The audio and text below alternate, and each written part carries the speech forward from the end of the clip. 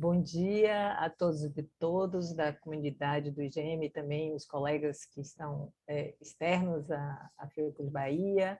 É com assim, um enorme prazer que hoje teremos, né, Viviane Boaventura. Viviane, antes de falar, né, formalmente do seu currículo, eu tenho assim, uma enorme admiração por Viviane, pelo trabalho que ela conduz e pela forma com que ela conduz o seu trabalho científico. Ela tem uma leveza e uma competência que eu acho que se casam muito bem juntas e por isso, né, eu tenho essa enorme admiração por ela. Ela é pesquisadora do nosso Instituto Gonçalo Muniz, ela é professora adjunta da disciplina de imunopatologia da Faculdade de Medicina da Universidade Federal da Bahia, ela é preceptora da residência médica, possui graduação em medicina e ela desenvolveu seu mestrado e doutorado pelo programa de patologia, que é o programa de ampla associação entre a Fiocruz Bahia e a Universidade Federal da Bahia, e a sua área de concentração é medicina e imunologia, atuando principalmente na imunopatogênese e diagnóstico das doenças transmitidas por vetores. Ela é otorrino e essa multiplicidade que é Viviane faz dela realmente uma pesquisadora ímpar e de excelente qualidade. Então, antes de passar a palavra à Viviane, eu queria pedir a vocês para manterem os microfones desligados, as suas câmeras desligadas, lembrar de que a discussão ela vai acontecer principalmente pelo chat e a partir de segunda-feira nós teremos a gravação da sessão disponível no nosso YouTube. Então, Viviane, muito obrigada por ter aceito esse convite aqui para falar dessa beleza de trabalho que você vem desenvolvendo aí sobre Covid. Muito obrigada. Obrigado, Patrícia, pelas palavras carinhosas. Obrigado pelo convite. É uma honra apresentar na sessão da Fiocruz. Eu fui aluna da casa, egressa, e agora pesquisadora daqui. Bom, o trabalho que eu vou apresentar é sobre Covid longa. A ideia aqui é trazer um panorama sobre as características, consequências e as complicações desse lado da Covid-19. É um assunto que tem sido muito discutido nas redes sociais, na comunidade, de uma maneira geral, mas que ainda tem uma lacuna grande em termos de conhecimento, como vocês vão ver nas discussões a seguir, né? Especialmente para países subdesenvolvidos ou em desenvolvimento. Em termos de publicação, a Covid longa tem sido, de certa forma, negligenciada em relação à Covid de uma maneira geral, né? A quantidade de publicações na área de Covid longa é muito inferior, né? Chega a menos de 1% das publicações na área clínica de Covid, mostrando que é um tema que não desperta tanto interesse da comunidade científica, em termos de publicação mesmo, ou de, né, atingir o público de cientista, e existe uma larga quantidade de sinônimos para a palavra Covid longa, né? Ou seja, não existe uniformidade na nomenclatura. E isso acaba impactando também na forma como essas informações são capturadas, né? Essas publicações são registradas e também impacta na quantificação de pessoas, né, na frequência de casos de Covid-19 que desenvolvem forma longa da doença. Então, ela é chamada também de Covid longa, ou de sequela pós-Covid, ou de síndrome pós-Covid, enfim, uma série de definições em termos de nome, e a própria definição do caso ainda não existe um consenso sobre ele, né? Enquanto o CDC chama de Covid longa a persistência de sintoma por mais de um mês depois do início do quadro, a Organização Mundial de Saúde, a partir de outubro do ano passado, definiu que esse tempo seria usualmente em 3 meses. Mesmo na Organização Mundial de Saúde, isso não foi um consenso, digamos assim, uma unanimidade. Existe uma publicação recente no Lancet Infectious Disease do grupo da Organização Mundial de Saúde que traz esse consenso e dá para observar o quanto foi um assunto discutido. E aí eles trazem a frase que esse consenso, essa definição, possivelmente vai sofrer modificações. Então, em resumo, não existe um consenso em relação à questão temporal de a partir de quando considerar a Covid longa, e há uma lacuna em relação ao conhecimento de diversas áreas dessa doença. Para completar, a Covid longa, ela ainda não se sabe a quantidade de manifestações clínicas que podem apresentar o que está associado à Covid. Existem mais de 200 descritas, elas afetam diversos órgãos. Nesse estudo aqui, que foi um estudo baseado em um inquérito na internet, onde foi feita uma busca, né, as pessoas que tinham sintomas manifestavam, listavam seus sintomas na web, um questionário que foi traduzido para diversas línguas, mas que foi preenchido principalmente por pessoas da língua inglesa. E os sintomas variam e atingem 10 diferentes sistemas, né, desde o quadro respiratório, mas que é mais esperado, mas também quadros relacionados a problemas neurológicos ou psiquiátricos, que estão marcados aqui nessa lista ao lado em azul, né? Todos esses aqui são distúrbios relacionados à questão neurológica ou psiquiátrica. Então, essa lista grande, ela inclui também sintomas que estão associados à síndrome pós-cuidados intensivos, né? Que são a síndrome daquelas pessoas que ficam muito tempo internadas em UTI e acabam tendo problemas relacionados ao internamento ou ao cuidado, e não necessariamente à Covid, como, por exemplo, rouquidão ou fadiga ou por perda de massa muscular. E outros sintomas também poderiam ser atribuíveis a questões relacionadas a efeitos da pandemia, né? O isolamento, a questões econômicas, a falta de cuidados de doenças de base durante esse período da pandemia, né? O retardamento desse cuidado. E isso acaba se confundindo de certa forma, né? Um exemplo disso é que nesse trabalho publicado no JAMA no ano de 2020, os autores, aproveitando uma coorte já existente, eles aplicaram um questionário de pós-Covid e coletaram amostras de soro nessas pessoas, e o que eles observaram é que, para esse grupo, a percepção das pessoas que achavam que tinham tido Covid e achavam que os sintomas que elas tinham, que estão listados aí, eram relacionados à Covid longa, apenas metade dessas pessoas efetivamente tinha sorologia positiva, sugerindo que uma parte desses sintomas talvez não se devesse diretamente à infecção, e sim a condições clínicas outras ou a problemas sociais relacionados, ou seja, os sintomas se imbricam, né? E é muito importante, portanto, nesses trabalhos de Covid longa, você ter um grupo controle onde você consegue, essas pessoas tenham, então, realmente vivenciado a situação da pandemia, mas que tenham testado negativo. Uma outra questão em relação à Covid longa é a ponto da prevalência, né? Então, quantos por cento das pessoas que tiveram Covid vão desenvolver Covid longa? Existem uma variedade de frequência, e isso, claro, está relacionado à falta de acordo em relação a essa definição temporal de Covid e acompanhamento, mas se acredita que entre 12% e 50% das pessoas, para a maioria fica entre essa frequência, desenvolvem essa forma longa da doença. E nessa tabela, o autor resumiu grupos, né, de trabalhos onde tinham pessoas não hospitalizadas, principalmente, ou hospitalizadas, e olhando, então, para essa frequência nos diferentes subgrupos. Basicamente, gira em torno disso, né, de 13%, 20%, 40%. O que fica evidente nesses resumos e nesses trabalhos de Covid longa é a escassez de estudos feitos em países subdesenvolvidos ou em desenvolvimento, né? Então, essas questões de diferenças raciais e étnicas são muito pouco contempladas nos estudos de Covid longa que já vêm sendo publicados. Então, nesse trabalho, a ideia é trazer a nossa experiência aqui, no estudo da Covid longa aqui na Bahia. Vou chamar de Covid longa aqui a persistência de sintomas por mais de 30 dias depois do início da doença, e vou justificar por que eu usei esse termo depois, essa definição. Esses estudos são baseados principalmente em 2 trabalhos, o projeto SASCORE e o do grupo CPC, que é o Grupo Centro Pós-Covid, do Otávio Mangabeira. Então, vou trazer aqui pontos em relação às características, às consequências e as complicações. Essa apresentação está dividida em 3 partes. E nessa parte inicial, então, a gente vai tentar ver qual é a frequência na nossa população, as apresentações clínicas habituais e os fatores de risco. Bom, esse trabalho de Covid longa, do SASCORE, ele veio junto com outro trabalho que já estava sendo desenvolvido, onde a gente fazia um acompanhamento clínico muito próximo dos pacientes. Então, é um estudo muito cêntrico, onde os pacientes foram avaliados, em média, 5 dias depois do início do quadro.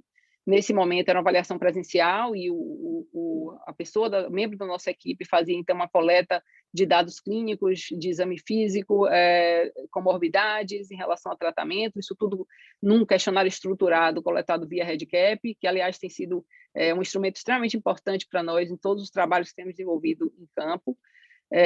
Esses pacientes, então, recebiam uma segunda ligação, uma segunda avaliação, depois de cerca de 46 dias do início do quadro, justamente para reforçar ou para a gente se certificar desses sintomas, né, ver se surgiram algum outro sintoma depois disso, e também para registrar os dados em relação ao diagnóstico, e posteriormente a gente estendeu esse trabalho para fazer essa avaliação de Covid longa, analisando esses pacientes 4 meses ou até 9 meses depois, para aqueles que receberam uma quarta ligação. Bom, os pacientes foram recrutados entre setembro e janeiro de 2021, portanto, numa época em que ainda não tinha a circulação grande da gama, e entre 1.268 pacientes que foram inicialmente recrutados, a gente fez ligação de sequela para 1.111. Desse grupo, alguns foram excluídos porque houve falha na finalização do questionário ou porque eles foram reinfectados, referiram reinfecção. E, no final, a gente ficou com 826, sendo que cerca de metade deles tinham testado positivo no PCR e a outra metade PCR negativo. Então, essa aqui está uma tabela comparando esse grupo de PCR positivo e negativo, e o que a gente tem em resumo é que os indivíduos do sexo feminino houve uma frequência um pouquinho maior de mulheres no grupo que testou negativo, e também de pessoas com sintoma respiratório alérgico, o que pode, de certa forma, estar relacionado, né? A sintomatologia de alergia às vezes se confunde com sintomatologia de infecção respiratória, e uma predominância de indivíduos com diabetes no grupo positivo. O que a gente observou foi que a frequência de sintomas de Covid longa, ou seja, sintomas depois de um mês do início do quadro, foi bem maior que o grupo que testou o PCR positivo, em torno de 30%, comparado com o negativo, onde 6% manifestaram ou referiram esses sintomas. Tem dois estudos que também trazem grupos controles nessa avaliação, que é um estudo feito nos Estados Unidos, com uma série histórica de pacientes, analisando como controle esse grupo que tinha tido influenza ou dermatite atópica. É um estudo de prontuário clínico, mas um estudo bem grande, e eles também chegam a uma frequência muito parecida com a nossa, né, de 36% de casos de sintomas reportados. Um outro estudo na Suíça encontrou uma diferença de 73% entre sintomas residuais para as pessoas que tinham tido testado positivo, comparado com 52% dos que testaram negativos. Então, visto isso, vamos olhar como é que é essa manifestação clínica da Covid longa na nossa população, né? Então, aqui nessa primeira linha estão os pacientes que testaram positivos no PCR, aqui os negativos, em cada coluna tem uma manifestação clínica. Em azul, não presente no início ou em momento nenhum. O verde foram as pessoas que tiveram na fase aguda, mas que se recuperaram. E em vermelho, aqueles que persistiram ou que tiveram início de sintomas tardio. Depois de um mês, ele começou a desenvolver um determinado sintoma. Vale ressaltar que esse grupo foi muito pequeno na nossa amostra, nessa amostra, então menos de 2% do total, de modo que a grande maioria das pessoas que estão aí marcadas nesse grupo vermelho são pessoas que têm sintomas que persistem desde a fase aguda. Então, o sintoma que mais acometeu nossos pacientes foi a fadiga, né? 13% reportaram persistir com fadiga depois de um mês, mudança de olfato, perda de olfato paladar ou modificação do olfato do paladar, dor muscular, mudança na sensação do gosto do alimento, cefaleia e alteração de respiração, ou seja, falta de ar. Dá para observar que essa frequência desses sintomas, os mesmos sintomas também foram reportados no grupo negativo, mas numa proporção muito menor. Outros sintomas também foram perguntados nesse questionário, mas aqui eu não trouxe por conta da frequência, né? Entre eles aqui tosse, dor torácica e perda de apetite. Então, resumo, a maioria dos sintomas de Covid longa nessa amostra da população, eles se iniciaram na fase aguda da doença, e os sintomas mais frequentemente detectados foram fadiga, alteração de olfato e paladar e dor muscular, mialgia, né? O outro ponto é que muitos pacientes tinham mais de uma manifestação, né? Então, a gente olhou se havia uma co-ocorrência desses sintomas. E para os pacientes com mialgia, falta de ar, rouquidão e perda de apetite, a maioria deles aqui tinha também fadiga, queixa de fadiga. Enquanto a alteração de olfato se correlacionou muito bem com a alteração de paladar, que como sintoma residual, e isso era esperado, porque as duas funções elas são muito próximas, e os pacientes que desenvolvem alteração de olfato comumente também queixam de dificuldade de percepção do gosto do alimento, né? Existe uma associação muito grande, não só do ponto de vista fisiológico, mas também de percepção. Bom, existem outros trabalhos mostrando que esses sintomas de pós-Covid, de Covid longa, também se correlacionam, né? A pessoa pode ter mais de um desses sintomas. E no caso aqui, nesse estudo também feito com um número muito grande de prontuários eletrônicos, com 81 milhões de pacientes, sendo que 273 mil tinham tido Covid, né? E dá para observar aqui uma relação, por exemplo, entre fadiga e falta de ar, o dor ou mialgia, né? Bom, outro passo foi olhar qual é a frequência desses casos de Covid longa na nossa população, né? Então, a gente separou os pacientes que tinham testado apenas positivo no PCR, que estão aqui listados, 122, e que tinham tido sequela, contra aqueles que tinham testado positivo, mas não tinham tido sequela. Dá para observar que a faixa etária de sequela é um pouco maior, também tem mais mulheres nesse grupo, com mais de uma comorbidade, e o que chama atenção, e aí vale ressaltar, é que nessa população nossa, a frequência de hospitalizados foi menor, não foi muito grande, né? A gente só tem cerca de 15% a 17% da população avaliada que precisou de hospitalização, ou seja, a nossa amostra ela representa muito melhor pessoas que tiveram quadro de Covid leve. E o que a gente observa aqui é que a estimativa de risco para esse grupo aumentou com a idade, com o sexo e com a presença de mais de 5 sintomas na fase aguda. Um resultado muito similar a esse que nós encontramos aqui foi reportado na Itália, num estudo feito com profissionais de saúde. Ele também encontrou uma odds de 1,5, uma chance de 1,5 vezes maior para mulheres terem Covid longa. Também encontrou um aumento da frequência com mais sintomas respiratórios, ou com mais sintomas na fase aguda. E um ponto interessante desse trabalho é que eles tinham reparado que os hospitalizados eles tinham um risco maior de desenvolver síndrome pós-Covid comparado com aqueles não hospitalizados. E quanto maior a gravidade, maior o risco dessa pessoa ter sequela pós-Covid. Então, outros estudos têm sido feitos no sentido de procurar fatores de risco relacionados à Covid-19 e existem estudos relacionando, por exemplo, diabetes, asma, obesidade, a gente não encontrou aqui, mas em outros estudos isso está bem descrito. Há níveis muito altos de viremia na fase aguda. A identificação, uma viremia por Epstein-Barr também na fase aguda tem sido associada com o desenvolvimento de Covid longa.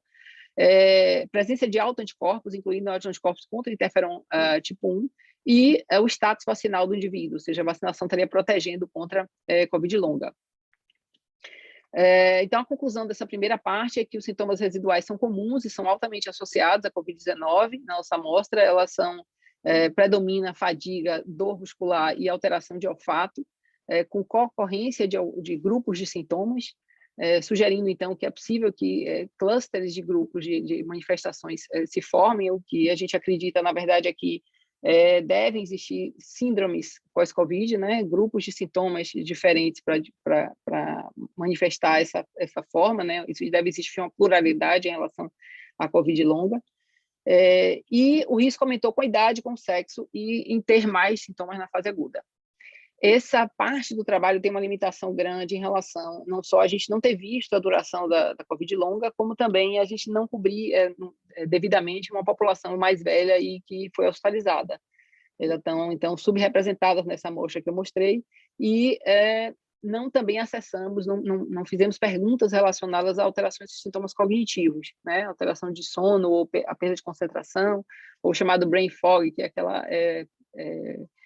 a memória apaga rapidamente, depois volta novamente. E parte desses sintomas, dessas alterações, a gente pode ver aqui avaliados nessa segunda parte do trabalho, que foi desenvolvida em parceria com o grupo do CPC. O CPC é o Centro Pós-Covid, que é a referência de Covid-19 na Bahia, e funciona no Hospital Otávio Mangabeira. Existe uma ala dedicada a esse atendimento desses pacientes ambulatorialmente. E esse centro foi montado no ano passado, finalzinho de agosto, início de setembro, e a partir da abertura do centro, a gente também já começou a fazer essas coletas de forma sistemática no REDCap. Então, o grupo de lá abraçou a ideia do projeto, e é graças a eles que a gente tem informações com nível tão bom de qualidade de informação clínica.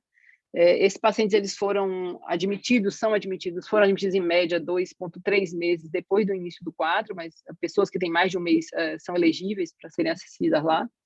E esse grupo, então, nesse momento dessa avaliação, além da coleta de dados clínicos, foi também feita uma coleta de amostra de sangue para análise de resposta imune para exames laboratoriais. Então, dos 1.327 pacientes recrutados, 1.164 foram submetidos à avaliação clínica e eles são divididos, então, nos 3 grupos aí. cerca de 300 entre leve e 300 moderados, e severo um pouco mais, 475. Esses indivíduos, vale ressaltar que 77% deles tiveram PCR positivo para SARS-CoV-2. Bom, e aí então as características dessa população, é uma população que é predominantemente negra ou parda, então a gente tem quase 90% que se autodeclara negro ou pardo, o que a gente não tem visto na literatura, né? Então é um dado interessante porque mostra qual é a realidade para a nossa população. Há uma frequência alta de comorbidade, o que era esperado, porque a gente está incluindo aí pacientes que tiveram a forma severa da doença, e aqui está uma descrição dos pacientes que tiveram doença leve, moderada ou severa, aqui para homens e mulheres, mostrando que nessa linha de base aqui a gente tem mulheres com um pouco maior de peso, né, de massa, e com mais quantidade de comorbidades, independente da severidade, né? São pacientes que foram, para os que foram internados, eles foram internados em média 10 dias, depois do início do quadro, com uma duração do internamento em torno de 6 para os moderados e em torno de 15 para aqueles pacientes que tiveram a forma severa da doença, ou seja, um internamento relativamente longo. Em relação à sintomatologia, aqui nessa coluna inicial estão os pacientes que tiveram quadro leve no início, o moderado, ou seja, que internaram só em enfermaria, e os graves que internaram em UTI. E dá para ver aqui, por esse heatmap, que há uma frequência muito grande de sintomas relacionados à fadiga, dispneia, insônia, perda de memória e dor torácica nesse grupo. Essa dispneia predominou, com quase 70% dos indivíduos reportando dispneia, e como o grupo do CPC é um grupo multidisciplinar e tem um grupo de fisioterapeuta relacionado, eles também fazem avaliação funcional desses pacientes, e há um impacto dessa dispneia para quase 50% desses indivíduos, há um impacto no desenvolvimento de atividade diária para essas pessoas que apresentaram, que referiram dispneia, ou seja, objetivamente é possível avaliar que há um impacto na qualidade de vida dessas pessoas e no desenvolvimento de atividade de rotina. Na primeira coluna, sempre homem, na segunda, mulher, com cada um desses quadros agudos, né, o leve, moderado ou severo, e dá para ver que a mulher, para todos esses grupos, ela predomina em termos de sintomas, ou seja, a frequência de sintoma entre as mulheres é muito maior. As mulheres também tinham maior número de sintomas de Covid longa, né, em média 5, comparado com os homens que tinham em média 3. Então, tem um estudo do grupo da USP de Ribeirão Preto, que é do professor Belíssimo, que também mostra que esse sintoma de dispneia, fadiga e tosse são sintomas muito frequentes entre os pacientes que tiveram Covid longa aqui no Brasil, né? Esse é um dos poucos estudos publicados com Covid longa aqui no Brasil e que buscam avaliar essa sintomatologia. Um outro ponto interessante foi ver que os pacientes reportaram que vários sintomas surgiram depois de um mês do início do quadro, diferente do que a gente tinha visto na outra parte do trabalho que eu apresentei, né? Então, a gente tem quase que 20% dos pacientes reportando que tiveram, por exemplo, dor torácica que se iniciou depois de um mês do início dos sintomas. Mialgia também, ou fadiga, dor de cabeça. Isso é interessante porque isso passa por todos os espectros, não só os severos, mas também os que tiveram quadro leve, até mesmo alteração de olfato que se desenvolveu tardiamente foi observado nesse grupo, né? Isso pode estar relacionado a um viés de memória, das pessoas não lembrarem e acabarem referindo que o sintoma foi tardio, mas, de fato, deve existir algum grupo de pacientes aqui que efetivamente tem um sintoma que se inicia tardiamente, e isso deve ser uma preocupação nossa de buscar com o paciente essas informações. Um outro ponto diz respeito ao risco de hospitalização, né? Então, esses pacientes que tiveram Covid longa, um grupo desses pacientes necessitou de admissão hospitalar depois de 30 dias de início do quadro, né? Que não é esperado dentro da Covid-19 e que deve estar relacionada, provavelmente, a essa Covid longa, né? Esses pacientes, 3% deles tinham a forma leve da doença e 5% a forma moderada severa, né? Do grupo de moderada severa desenvolveu, então, ou teve necessidade de readmissão hospitalar. Esse grupo dá para ver que nitidamente ele tem mais comorbidades e as causas desse internamento estão relacionadas à infecção, ou infecção pulmonar, urinária ou de outro sítio, a tromboembolismo pulmonar numa frequência de 11% como causa de reinternamento para o grupo que teve quadro severo, mas também dor torácica e dispneia foram sintomas que motivaram a readmissão hospitalar. Então, essa necessidade de readmissão hospitalar ou de admissão para aqueles que não tinham tido necessidade na fase aguda da doença, pode ser uma consequência direta da Covid longa, mas também pode estar relacionada a debilidades crônicas do sistema de saúde, né? Essas pessoas, elas, depois da Covid, mesmo tendo algumas queixas, às vezes ela não consegue assistência e isso pode acabar se complicando e há necessidade de internamento. Tem um estudo feito na Inglaterra mostrando que a readmissão hospitalar aconteceu 4 a 8 vezes mais em pessoas que tinham tido Covid em comparação com controles, principalmente por causas respiratórias, mas também para idosos e minorias étnicas. O outro ponto foi avaliar, e é uma grande contribuição desse trabalho aí do CPC, é o impacto dessa síndrome pós-Covid na qualidade de vida dessas pessoas, né? Então, foi aplicado um questionário chamado EuroQol, que é um questionário de qualidade de vida, que tem 5 domínios: mobilidade, autocuidado, atividades usuais, ansiedade, depressão e dor, ou desconforto, e para todos esses domínios aqui foi avaliado quais seriam os fatores de risco, né, digamos assim, de ter alguma alteração nesses domínios, né? E o sexo feminino desponta aqui como as mulheres têm então maior risco de ter qualquer uma dessas alterações em todos esses domínios, pessoas que tiveram forma mais severa da doença ou pacientes que manifestam quadro de fadiga, né? Eles apresentam alteração para todos esses domínios. Tem vários estudos analisando qualidade de vida nessa população Covid longa, como eu já disse antes, principalmente na América do Norte e na Europa. Tem estudos multicêntricos mostrando, por exemplo, que essa alteração de qualidade de vida impacta na capacidade produtiva dessas pessoas. Nesse estudo na Europa, depois de 7 meses, ainda havia uma quantidade alta de pessoas que se declararam ter dificuldade para cumprir os horários de trabalho, e 22% deles disseram que ainda não retornaram ao trabalho por conta da doença. Há grupos de suporte para a Covid longa também online, principalmente na língua inglesa, e as informações são muito interessantes em relação às queixas desses pacientes, e uma das queixas que eu queria chamar a atenção aqui é a questão da dificuldade de ser levado a sério, né? Ou de saber exatamente qual o diagnóstico que ele tem, né? Então, a desinformação em Covid longa, ela também passa a falta de padronização e de informação na literatura e de dados clínicos bem objetivos, acaba levando muitos médicos a não conhecerem a doença ou não terem ideia da dimensão e do potencial de manifestações clínicas que esses pacientes podem ter, e, de certa forma, vários pacientes acabam passando desapercebidos na clínica e não é diagnosticado, não é visto que se trata de uma Covid longa. Em relação à alteração de olfato, a alteração de olfato ele causa uma sequela importante, altera muito a qualidade de vida desses pacientes, só que isso era difícil de ser mensurado, porque não existia um questionário em português validado para o Brasil. E esse foi um trabalho de um aluno nosso de iniciação científica, Márcio. O que ele fez basicamente foi um trabalho de tradução e tradução retrógrada e posteriormente validação desses resultados. E aqui já estão os dados da validação dos 34 pacientes que ele avaliou até o momento com Covid longa. Dá para ver o impacto dessa alteração de olfato em pacientes que têm mais de 8 meses de início dos sintomas, né, em média 8 meses de início dos sintomas, e que persistem então com a alteração de olfato. Essa alteração ela tem um impacto muito grande em relação às pessoas sofrerem com ansiedade, com medo, principalmente porque elas passam, né, não sentindo o cheiro, ela tem dificuldade de perceber perigo em relação a comida estragada, ou a uma fumaça, ou gás, e isso traz um grau de ansiedade muito grande.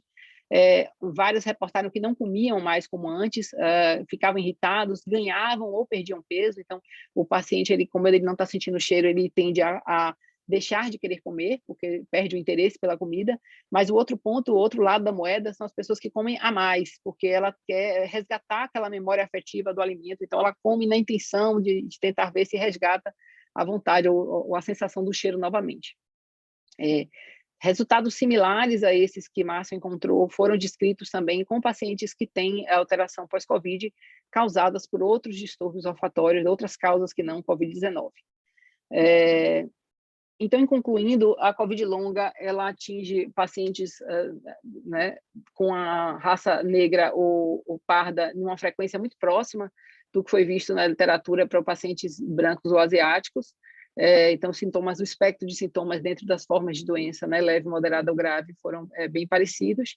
Eles podem complicar com unicidade de rehospitalização, e a Covid longa ela pode afetar negativamente a qualidade de vida, principalmente em mulheres e pessoas que têm quadros mais severos na fase aguda da doença e que têm queixa de fadiga.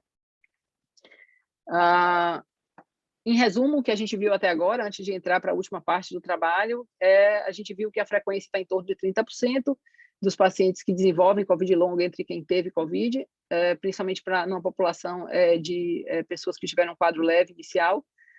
Os sintomas residuais ou que se iniciaram depois, eles incluem, mas não tão restritos, a fadiga, alteração de olfato, desordens de falta de ar, respiratórias, né? Dor muscular.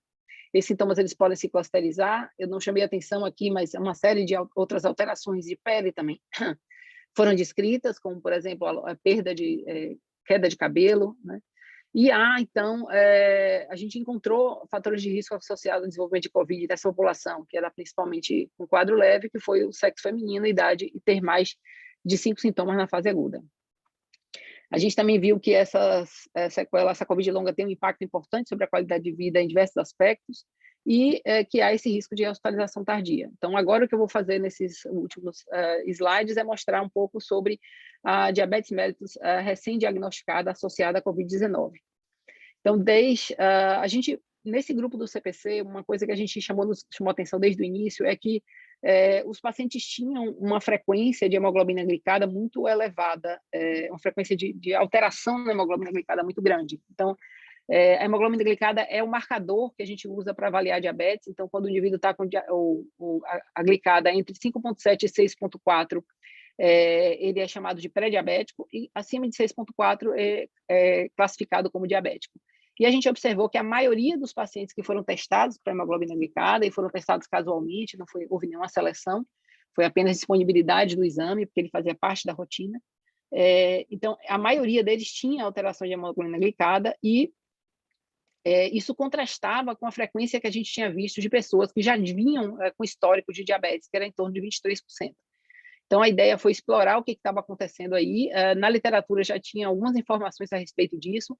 Desde 2020 saiu essa correspondência no New England, chamando atenção para essa possibilidade de diabetes recém-diagnosticado. Nesse estudo aqui, esse autor faz um resumo, é bem recente, ele faz um resumo do que tem de evidência, mostrando que parece haver realmente um aumento de risco para essa população.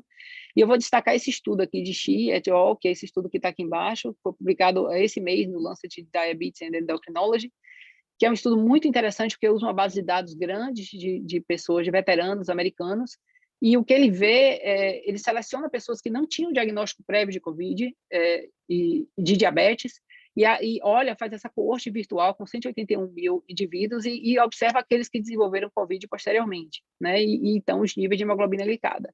E o que ele encontra é que há um aumento de risco para as pessoas que tiveram COVID de desenvolverem diabetes, né? O não hospitalizado, o risco é menor e vai aumentando de acordo com a gravidade da doença, né? Então, parece cada vez se tornar mais claro que tem sim uma associação entre desenvolver COVID e ter um distúrbio metabólico do metabolismo da glicose.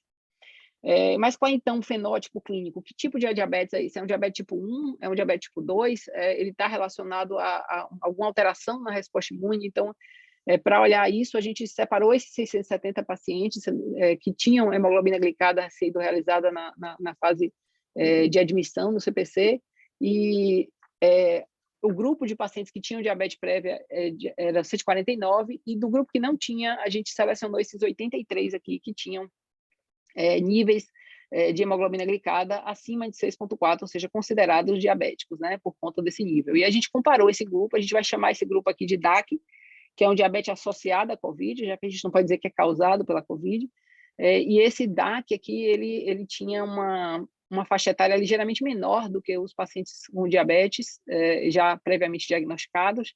Eles tinham um tempo de doença um pouquinho menor em relação a esse outro grupo, mas eles estavam bem distribuídos aqui, em torno de metade deles tinha um quadro entre leve e moderado e metade severo. Então, a gente foi olhar, a primeira coisa é o índice de massa dessas pessoas. O índice de massa é muito importante porque ele dá uma ideia da questão da obesidade, e a obesidade é um fator de risco para diabetes tipo 2, mas a gente vê que aqui em vermelho estão os pacientes que têm DAC, em azul os pacientes que já tinham diabetes prévio, e essa listra aqui são os pacientes que tiveram COVID, mas que não têm diabetes nem previamente, nem recém-diagnosticada. E aqui a gente separou entre leve, moderado e severo. E dá para ver que o índice de massa dessas pessoas é muito...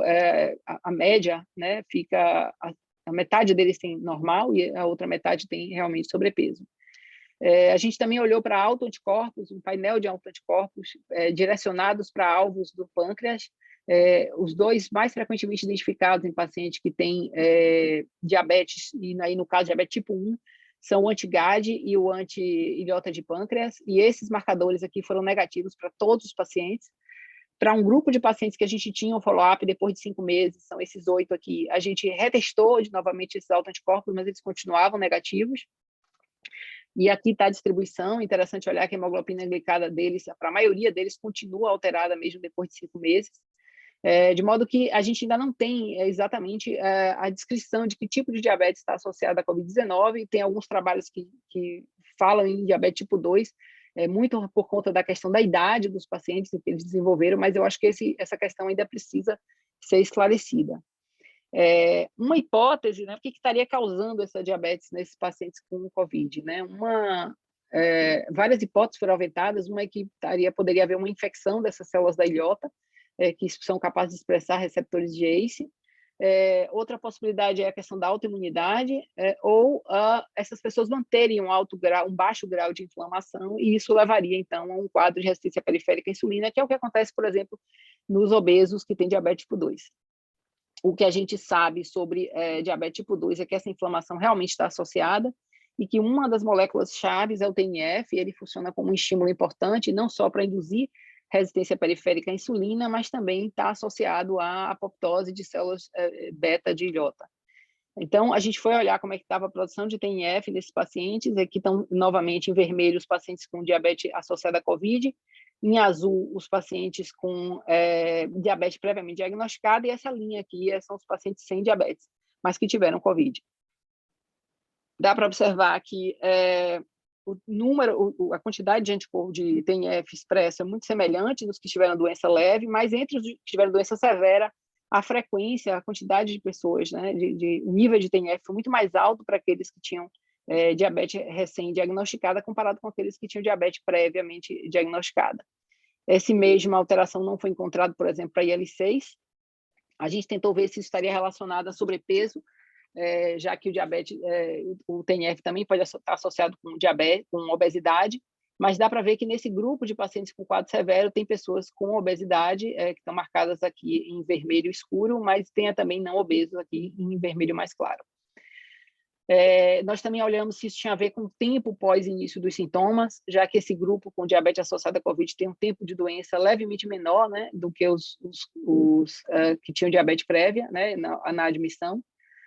Ou seja, estaria mais próximo da fase aguda, e talvez por isso eles tivessem níveis de TNF mais alto, mas o que a gente encontrou foi uma tendência oposta, né? Parece que quanto mais tardio foi coletado, maior a quantidade de TNF encontrada, e até para IL-6 a gente encontrou aqui um nível diferente entre os leves, né? Os mais tardios tinham esse nível de IL-6 aumentado. Esse é um dado que realmente a gente precisa confirmar, e esse painel vai ser ampliado envolvendo outras citocinas para tentar entender por que essa diferença curiosa, com um aumento mais tardio nesses marcadores inflamatórios. Então, a doença severa teve associada, então, com altos níveis de TNF nos pacientes com diabetes associada à COVID, mas não nos diabéticos ou nos chamados diabéticos antigos, né, que já tinham diabetes antes ou que não têm diabetes. Uma outra coisa que a gente fez foi fazer uma correlação entre os níveis de TNF e outros marcadores inflamatórios, e a gente encontrou aqui uma relação positiva entre a presença de prostaglandina E nesse grupo que tinha diabetes associado à COVID, comparado com diabetes previamente diagnosticado, sugerindo, então, que pode haver um mecanismo, né, de inflamação relacionado a esse desenvolvimento dessa diabetes recente. Então, concluindo, a diabetes associada à COVID tem um perfil clínico que é mais ou menos metade não obeso, negativa para autoanticorpos avaliados até agora, e que a gente observa que vários desses pacientes persistiram com níveis elevados de hemoglobina glicada.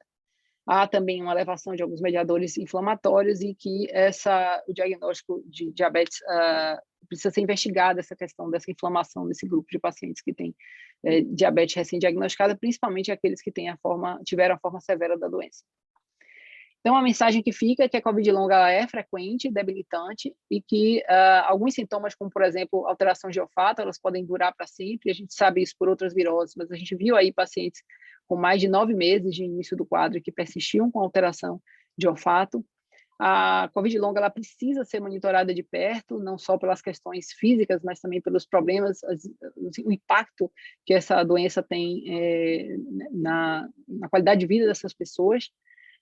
O metabolismo da glicose parece ser frequente na COVID, né? E ela está relacionada a algumas alterações inflamatórias, e é preciso que a gente tenha mais estudos feitos no Brasil para tentar entender essa magnitude do problema. Então, assim, é uma doença que traz uma necessidade de uma assistência multidisciplinar e, portanto, um impacto para a saúde pública muito grande, mas a gente, por outro lado, tem muito pouca informação a respeito do que acontece nessa população. Só para finalizar aqui, já que hoje é o dia da mentira, lembrando que todas essas mentiras que foram criadas já previamente e que estão associadas à vacina, elas acabam também afetando a prevenção à Covid longa, né? Se a pessoa não desenvolve Covid ou não desenvolve de forma grave da Covid, ela, consequentemente, tem menos chance de desenvolver Covid longa. Logo, no dia da mentira, vale a pena lembrar que é preciso combater a desinformação e estimular a população a se vacinar para que a gente também tenha uma diminuição do número de casos de Covid longa. Essa é a equipe que está envolvida nesse trabalho, professor Manuel Barral, Natália, os dois aqui estão intensamente trabalhando nesses projetos comigo, professor Ricardo, professora Aldina, que está envolvida na parte do projeto do SASCORE, o grupo de análise de dados, que é Tiago, Márcio e Ana Beatriz, né? Tiago fez muitas das análises que vocês viram aqui, Márcio foi responsável pela parte de reavaliação, atualização de dados do CPC, e ele trabalha junto com a equipe do CPC também. E Ana, eu tenho orgulho de dizer que são todos estudantes. Tiago recentemente se formou em medicina, né? Então é um grupo que é muito promissor. Tem aqui um grupo mais antigo, que todo mundo já conhece, que é aqui do centro, né? Cíntia Pós-Doc, né? O pessoal da bancada, o pessoal que atuou diretamente nos centros de recrutamento, e um grupo da USP que tem ajudado principalmente nessa parte de diabetes pós-Covid, associada à Covid, e o grupo do SASCORE, que chama a atenção para o apoio de Sinara, que tem ajudado bastante nos resultados aí de hemoglobina glicada e nessa avaliação de campo em IDC. Aqui é o grupo do CPC, é o grupo do Corpo Clínico de Médicos, que está mais diretamente relacionado com a gente, mas existe um grupo enorme de médicos do CPC e de profissionais de saúde de outras áreas, como fisioterapia, nutrição, psicologia, cardiologia, radiologia, enfim. Um grupo enorme que tem dado muito apoio. Aqui é o grupo de otorrino, Leandro, que faz a parte de dor, que ainda a gente não tem resultados aqui para mostrar, mas tem dado também dados interessantes. E, enfim, Jean Carla, que é do laboratório de lá. Então, é um grupo muito grande que eu realmente precisei fazer um agradecimento especial, porque sem esse trabalho desse pessoal, a gente realmente não teria essas informações preciosas sobre Covid longa. Então, essas aqui são as agências financiadoras. Eu vou interromper aqui minha apresentação e estou disponível para perguntas. Pati? Opa, desculpe. Estava com dificuldade de encontrar. Bom, Viviane, que maravilha de apresentação. É um trabalho extremamente relevante. Pelo que eu estou entendendo, ele é um pouco negligenciado em relação aos estudos da Covid mais aguda, né? Grave, mas eu acredito que tem um impacto importante na população que desenvolve a doença. Então, muito obrigada por sua apresentação. Já temos aqui um conjunto de perguntas. Depois eu coloco, né, alguma pergunta no final, se houver tempo. Então, Freitas, logo que ele entrou na apresentação, ele colocou que deixa eu pegar aqui desculpe, eu estou tentando identificar. Freitas, bom dia a todos, o assunto era muito importante, e ele falou que ele tem visto fígado de pacientes, a partir de fígado de pacientes graves, complicações pós-Covid, incluindo evolução rápida para a necessidade de transplante e óbito. Então, você tem provavelmente a pergunta vem, né, se você tem a identificação de algum sinal ou sintoma que associe, né, a esses dados que eles identificaram Eu acredito que é necrópsia, né, Freitas? Eu não sei se ele puder complementar. Bom, ótimo ponto, Freitas. Nesse grupo, né, do CPC, a gente fez teste sistemático, quantificou sistematicamente os marcadores de alteração hepática, mas a gente não encontrou. O que a gente encontrou foram níveis elevados, de quase metade dos pacientes ainda tinham proteína C reativa elevada, mesmo depois de um mês do início dos sintomas, ou seja, mostrando que pode ter algum perfil inflamatório aí associado. Mas em relação à alteração hepática diretamente, não. Talvez isso esteja relacionado também com a automedicação, né? Muitos pacientes, eles acabam não tendo acesso a serviço de saúde e a dor, alguns pacientes que têm pós-Covid longa, têm dor muito intensa e eles acabam fazendo uma overdose de uso de medicação para controlar a dor. Isso pode estar relacionado a isso ou também a própria uso de outras medicações, como ivermectina e tal, que a gente sabe que tem potencial de hepatotoxicidade. Ah, meu Deus. Mitter tem uma série de perguntas, né? Ele parabeniza pelo seu trabalho. Ele começa perguntando quais são as características dos pacientes. Os dados são diferentes quando comparados com aqueles acompanhados em unidades privadas, né? Esses pacientes que vocês obtiveram amostras e acompanharam. As alterações mais graves nas mulheres seriam dependentes do quadro agudo, ou dependente de uma resposta inata mais intensa nas mulheres, ou comorbidades, né, como obesidade. Eu acho que você, né, durante sua apresentação, você fez alguns comentários a respeito da obesidade, mas responda inicialmente essa parte. Bom, em relação à questão de unidade privada, a gente não fez avaliação, todo mundo que foi incluído nesse estudo foi avaliado e assistido no âmbito do SUS, então a gente realmente não tem essa análise, essa informação. Em relação às alterações mais graves em mulheres, né, porque mulheres teriam maior risco, né, de desenvolver essa COVID longa, aí também não está claro se é uma questão hormonal, se é uma questão relacionada a peso, ou se é simplesmente porque as mulheres procuram realmente mais assistência, ou se declaram mais sintomáticas em relação aos homens, né, os homens teriam menor disponibilidade em revelar que estão, né, com quadro de dor. Historicamente, as mulheres procuram mais, mas é interessante que mulheres também são fator de risco, né? Ser mulher também é fator de risco para cronicidade em outras doenças de infecção viral, né? Como, por exemplo, a chikungunya. A chikungunya, ela dá um quadro de dor crônica mais frequentemente em mulheres em relação a homens. Então, pode ter algum outro mecanismo aí relacionado à parte hormonal e que precisa ser explorado. Em relação à comorbidade, foi essa outra pergunta? Foi a outra pergunta. Então, já respondi. Exatamente. E sobre a resposta inata, né? Se teria alguma coisa em relação à resposta inata. Exato. A única coisa mais indireta que tem saído é em relação a essa questão do interferon tipo 1, né? E que essas pessoas haveria uma outra coisa que saiu recentemente, mas não é com inata, em relação a anticorpos, né? Parece que pessoas que desenvolvem síndrome pós-Covid, elas têm menos produção de IgM e de GG3, né? Há uma diferença de subclasse e isso pode estar relacionado à suíte para essas imunoglobulinas por conta dessas citocinas que foram produzidas nessa fase aguda. Mas para a resposta inata eu não desconheço alguma informação relacionada. Cláudia, né, parabeniza seu trabalho e ela pergunta se faz a associação, né? Alguns estudos mostram o papel da senescência no desenvolvimento da COVID grave. Poderia também estar ligada ao desenvolvimento de diabetes associada à COVID-19? É uma ótima pergunta, Cláudia. Agora, o ponto que a gente viu até o momento é que a população que tinha diabetes associada à COVID era até mais nova do que aquela que já tinha diabetes previamente diagnosticado. Talvez porque a gente não tinha diagnosticado essas pessoas antes, ou talvez porque essa doença consiga atingir um público mais jovem, né? Mas não tenho essa resposta também. Mittermeier faz mais uma pergunta, né? Perguntou se vocês avaliaram ou pretendem avaliar impactos na tireoide no sistema nervoso central e periférico. A gente tinha intenção, sim, de avaliar, e a gente tinha até conversado com o Washington em relação principalmente a alterações de impacto da COVID em pacientes com alteração de olfato, né? Ele estava fazendo aquelas autópsias nos pacientes, mas infelizmente, ou felizmente, né, diminuiu o número de casos, e aí, infelizmente, não deu tempo da gente fazer a coleta, toda a questão burocrática de comitê de ética, etc., e conseguir a paramentação, e aí quando a gente conseguiu montar tudo, o número de casos felizmente reduziu, e aí a gente não conseguiu dar seguimento nessa parte.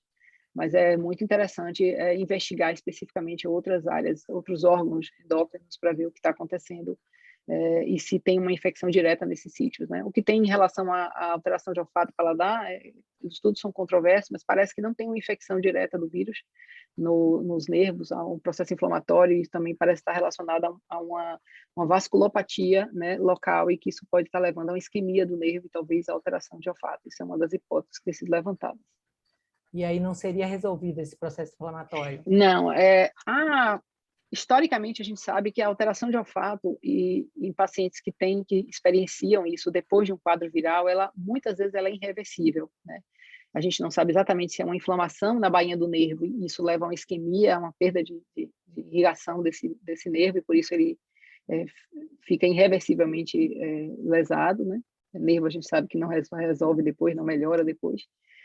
Mas o fato é que isso é muito comum em quem teve infecção viral. E a gente também tem visto, não para a COVID na mesma frequência, ao contrário, para a COVID, a maioria das pessoas que desenvolvem alteração de olfato recuperam totalmente, mas para alguns que persistem, pode ser que isso dure para sempre, né? A má notícia é que para outras doenças isso acontece, que a gente espera que um percentual dessas pessoas fique, sim, anósmica ou parósmica, como a gente chama, né? Ou ele percebe o cheiro, mas o cheiro que ele percebe é diferente do cheiro que é real.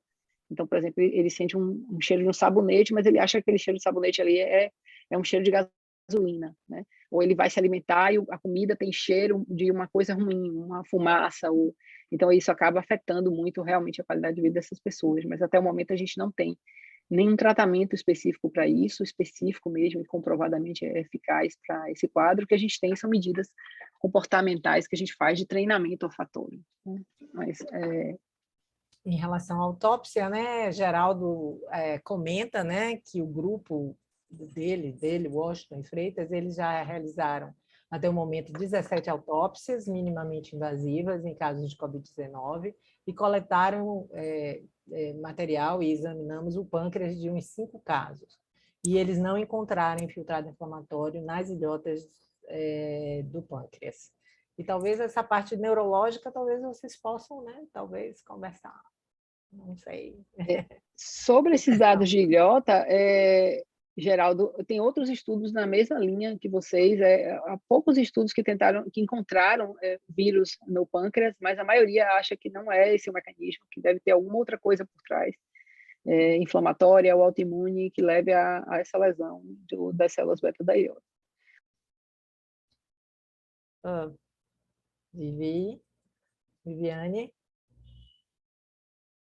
Viviane, vocês estão me ouvindo? É a minha internet? Deu uma travada, doutora. Deu uma travada na ok. transmissão dela. Vamos aguardar que ela deve estar entrando novamente. Professora Nancy, você estava com a mão levantada. Gostaria novamente de fazer algum comentário? Pode retornar, eu já fiz a passagem das pessoas que tinham feito perguntas antes da senhora levantar a mão.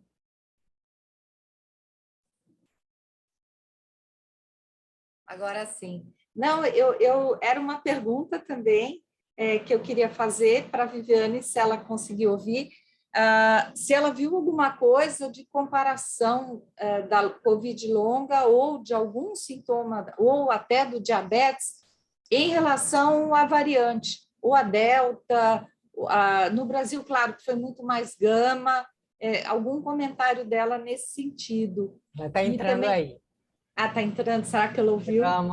Acho que não. Acho que é melhor a gente repetir um pouquinho rapidamente. Pronto, voltei aqui. Voltou.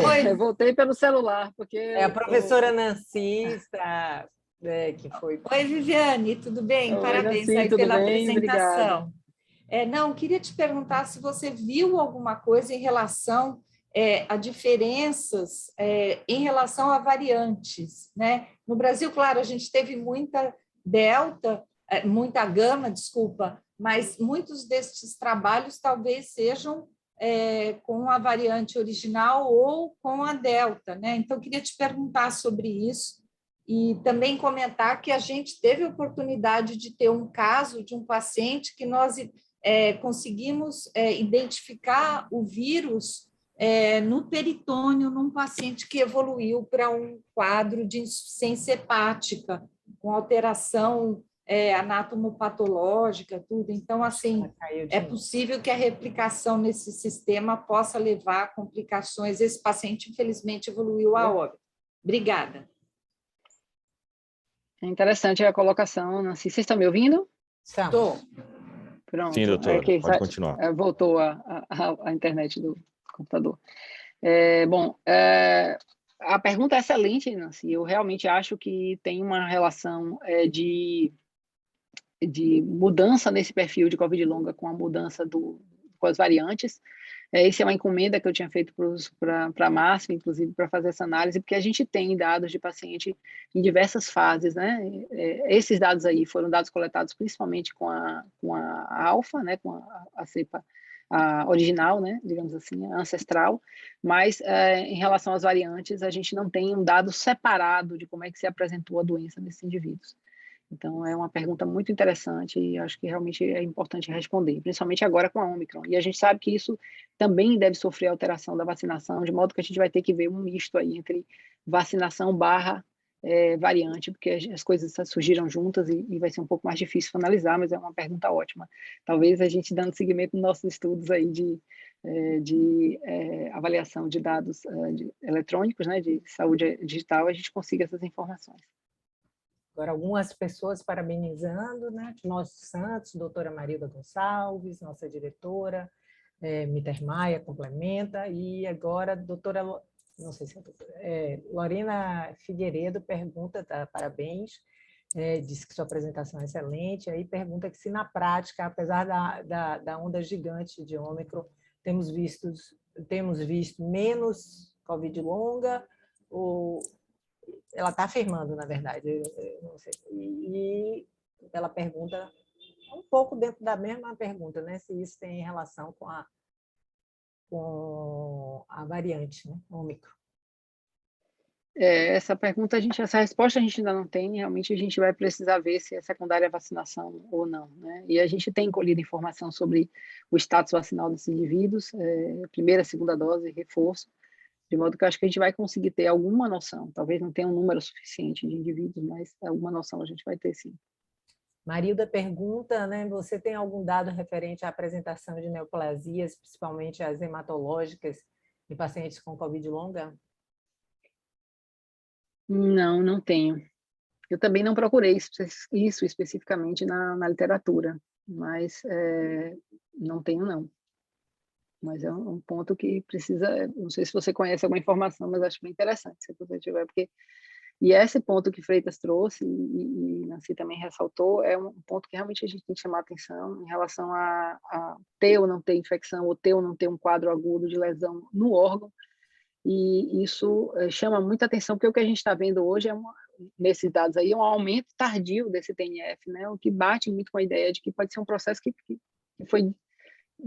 o gatilho foi lá atrás, mas ele se manifesta mais tardiamente mesmo.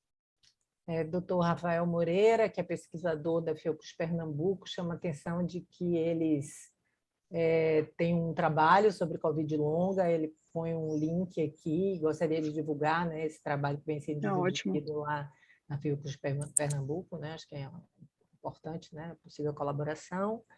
Dr. Freitas diz que tem 31 casos da colangite grave nos pacientes que eles fizeram necrópsia, eu imagino, não, Freitas? E ele gostaria de fazer um comentário a respeito disso. Freitas? Ótimo. Veja bem, os pacientes... bom dia a todos, parabéns, Viviane e o grupo, pelo trabalho excelente, extremamente importante. Esses pacientes não foram necropsiados, não. Esses pacientes foram pacientes que cerca de 190 dias depois de terem tido PCR positivo, foram biopsiados, porque eles apresentaram icterícia progressiva e persistente. Esses pacientes têm uma lesão específica de vias biliares, não tem dependência de droga, na realidade, parece que isso pode... E só ocorreu em pacientes que foram atendidos em UTI e submetidos a suporte ventilatório e cardiovascular. Nos pacientes das necrópsias que nós fizemos, na área de fígado, as alterações são absolutamente inespecíficas, discretas, e nada faz pensar que haja um efeito citopático direto do vírus, nem nas células hepáticas, nem nos hepatócitos. Tá? Então, esse é um dado interessante. Do mesmo jeito que ilhota de pâncreas não mostra nada, talvez seja um efeito tardio, né? E a gente tem que pensar muito nas consequências vasculares da COVID nesses pacientes que tiveram forma grave da doença. E você tem um componente vascular importante aí, causando essas alterações todas que a gente vê depois. Obrigada, Freitas, pelo comentário. Viviane, quer complementar alguma coisa? Não, a colocação de Freitas é muito boa a informação, é muito interessante também. Essas alterações vasculares em COVID são realmente impressionantes, né? A gente se surpreende cada vez mais, né? Outras manifestações clínicas de quadros vasculares também têm sido vistos, né? Quadros de abdômen agudo por obstrução de mesentérica, né? De artéria mesentérica, enfim, quadros de tromboembolismo. Então, são pontos bem importantes que precisam ser levantados. É impressionante a quantidade de perguntas que ainda tem, viu, Vivi? Então, Marilda pergunta se tem... Fabiane, que é da equipe do CPC, agradece, né, o apoio e de estar honrada de fazer parte dessa equipe. Marilda pergunta se o acompanhamento pós-Covid, se podemos indicar o CPC. Pode sim, deve. Na verdade, eu quero aproveitar a pergunta para dizer que assim é um centro de excelência e que realmente é mantido pelo governo do estado. Eu acho que é um centro que precisa muito do apoio, ou seja, que as pessoas estão numa tendência de fazer um decreto para acabar com a pandemia, né? E imagine então o Covid longa, né? Então acho que é chamar atenção para a necessidade de se manter um centro de qualidade como esse e para a importância da gente ter um centro desse aqui na Bahia e parabenizar toda a equipe de lá pelo trabalho que vem sendo feito lá. Soraya gostaria de fazer uma pergunta, acho que ela está com a mão levantada. Soraya demorou porque a fila era grande, viu? Desculpa. Imagina, olha, eu fiz a pergunta por escrito, né? Mas acho que às vezes é mais fácil comentar verbalmente, né? Mas antes de mais nada, eu quero dizer da satisfação de estar aqui com vocês.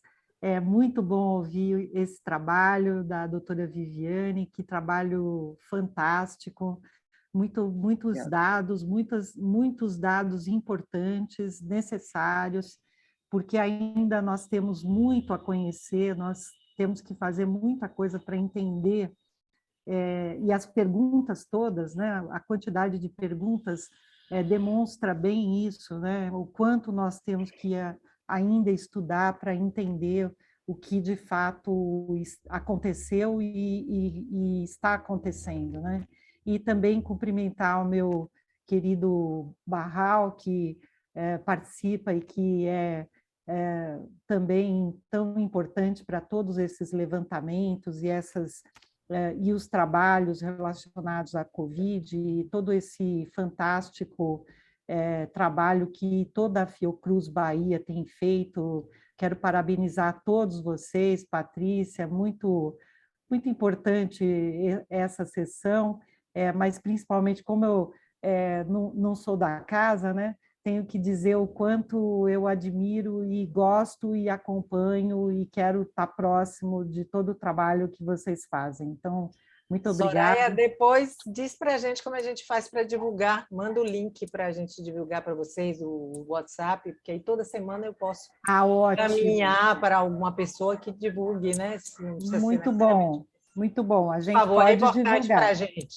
Ótimo. Sim, vamos divulgar em alguns grupos, né, que temos, e temas que sejam tão relacionados ao momento, à ciência, né, a ciência na saúde, a ciência na medicina, então nós temos que divulgar realmente.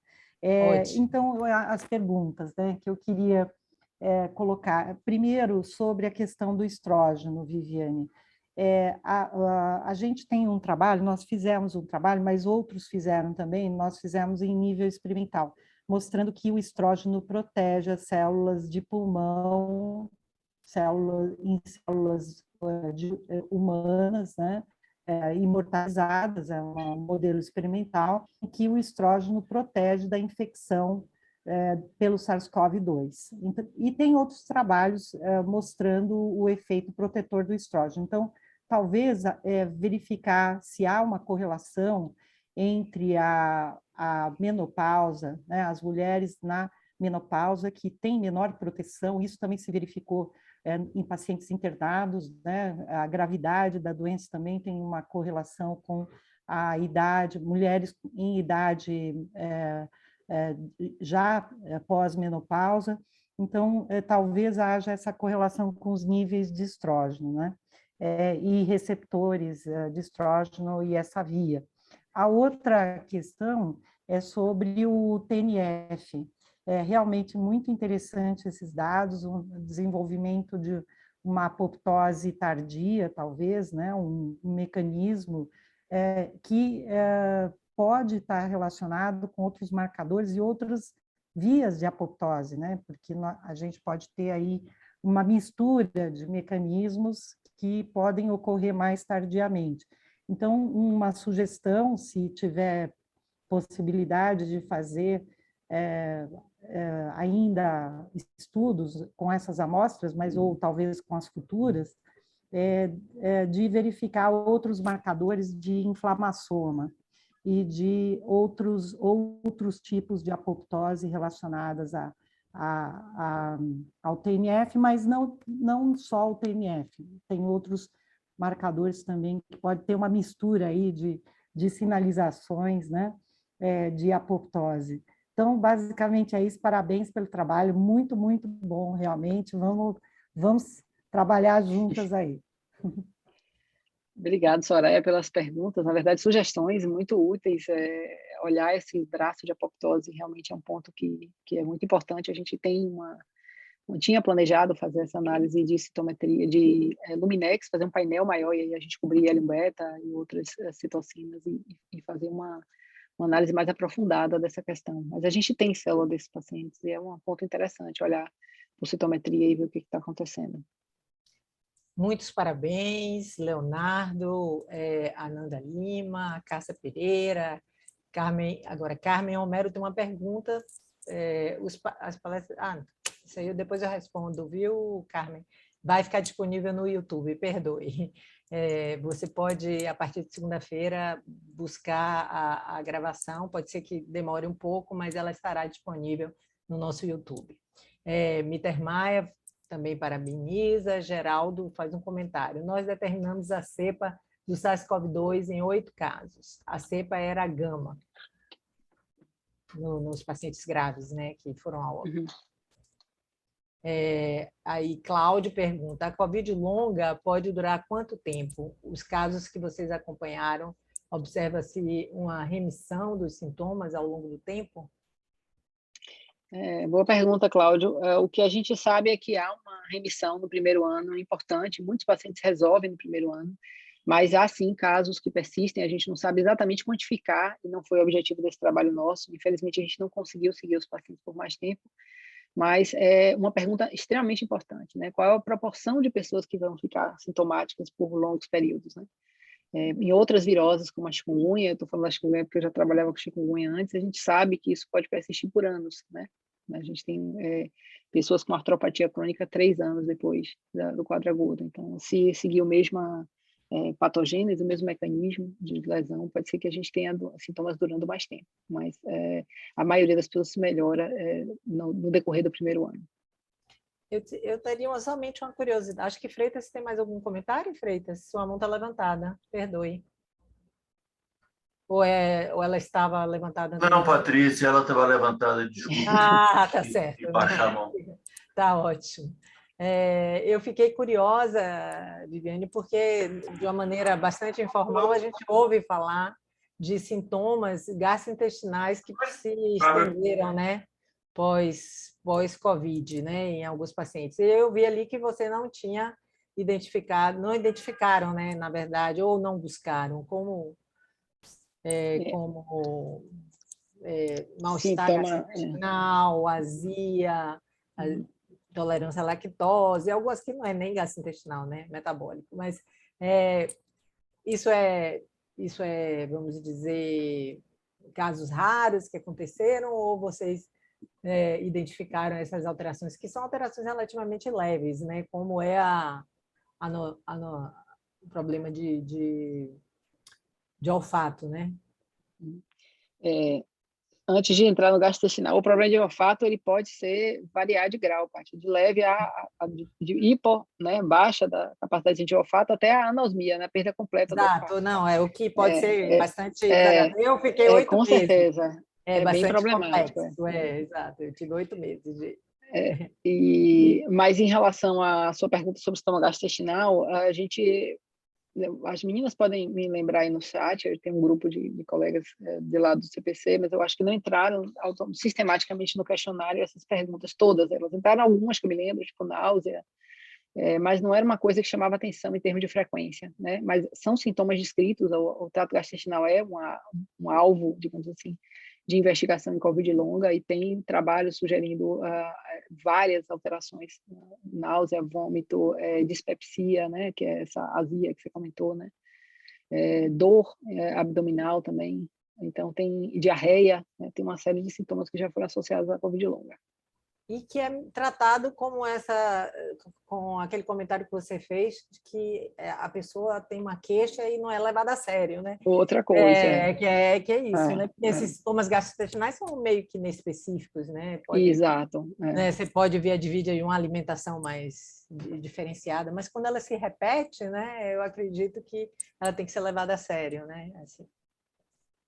Tem que ser investigada, assim, né? Todos os sintomas, são sintomas inespecíficos, né? Grande maioria, né? Alteração de olfato talvez seja um sintoma que seja mais específico de todos, porque é muito raro antes da Covid, se tornou muito frequente, mas os demais sintomas é muito facilmente confundível com outras situações, então pode passar desapercebido na clínica, isso é um problema, né? Bom, então agora já terminamos aqui as perguntas. Eu queria realmente parabenizar essa equipe. Eu acho que é importante chamar a atenção a agilidade com que vocês articularam o sistema de saúde, né, e pesquisadores da área mais clínica, médica, e se integraram com grupos que têm voltados para a pesquisa básica e produziram um trabalho de excelente qualidade, um trabalho que vai continuar e que envolve também a formação de estudantes, né? Eu acho que vocês estão de parabéns. Não foi apenas um trabalho isolado que está sendo montado na literatura, mas o produto gerado de uma equipe, né, que se articulou e conseguiu gerar um produto de extrema importância realmente para o conhecimento da doença, que continua ainda com várias lacunas, né, a serem respondidas. Então, agradeço e parabenizo a toda a equipe, né, que participou, a Viviane, que está aqui, né, representando essa equipe, que foi uma excelente apresentação. Parabéns. Muito obrigada a todos. Bom dia. Bom dia. É ruim quando termina online, né, porque acaba. A gente não tem aquele abraço pós. Muito obrigada. Nada. Bom dia. Tchau.